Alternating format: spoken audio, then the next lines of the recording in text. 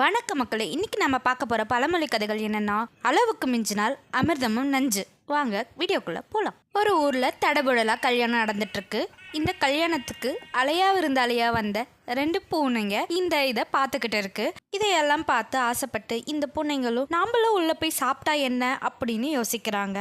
மெல்ல மெல்ல 2 பூனைங்களும் கிச்சனுக்குள்ள நுழையிறாங்க. கிச்சன்ல யாரும் இல்லாத சமயத்துல அங்க இருக்க சாப்பாடை எடுக்க பிளான் போடுறாங்க. யாரும் இல்லாத சமயத்துல அங்க இருக்க சாப்பாட்டெல்லாம் எடுத்துட்டு வந்து வச்சு இவங்க சாப்பிட ஆரம்பிக்கிறாங்க.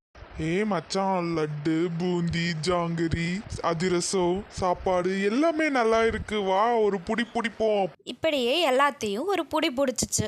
இது பக்கத்துல இருந்து பார்த்த அந்த பூனை, மச்சான் போதும்டா, இதுக்கு மேல சாப்பிடாத அப்படின்னு சொல்லுது. அட போடா, எவ்வளோ சூப்பரா இருக்கு, நல்லா சாப்பிடு நீயும்.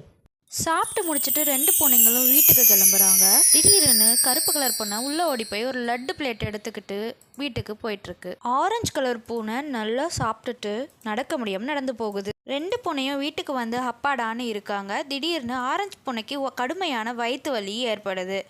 கருப்பு கலர் பூனை கையில் இருந்த லட்டை தூக்கி போட்டுட்டு ஃபோன் எடுத்து உடனே ஆம்புலன்ஸ்க்கு கால் பண்ணுது. ஆம்புலன்ஸும் அங்கே வராங்க. ஸ்ட்ரெச்சரில் இந்த ஆரஞ்சு கலர் பூனையை தூக்கிட்டு ஹாஸ்பிட்டலுக்கு கிளம்பி போகிறாங்க.